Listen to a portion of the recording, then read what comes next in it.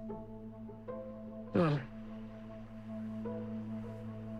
Not if he's not around. And I'm not talking about leaving Atlanta. I'm talking about something a little more permanent. I mean, Fatima's laid down the gauntlet and pretty much made it known to Andi, like, look, this whole thing about you sacrificing yourself to protect Jordan, that's sweet and all, but it's completely unnecessary. I think we need to figure out a way to get rid of Gary that doesn't involve him just simply being taken out of Atlanta. I mean, put him down for good.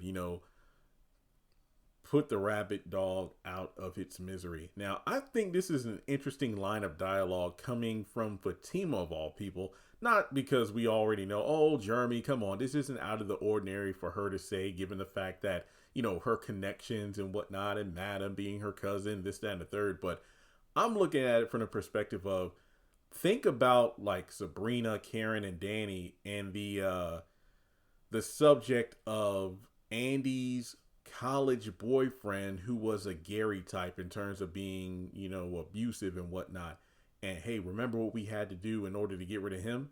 And we never learned what they allegedly did or didn't do to get rid of that dude. And it makes you wonder, like, did they make a blood oath or something where they would never speak of it again? Because they probably off this guy and just agreed, hey, the stays between us. And I'm thinking, like, something tells me Andi probably doesn't know what really happened to that guy.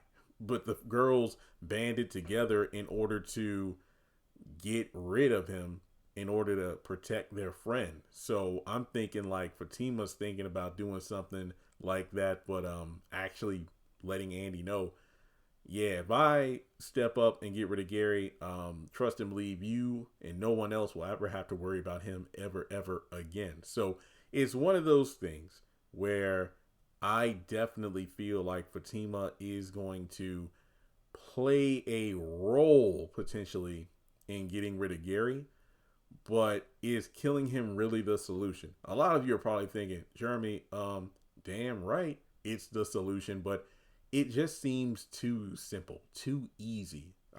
I'm getting Veronica Harrington vibes where it's like if you take Gary off the board, he's not completely gone.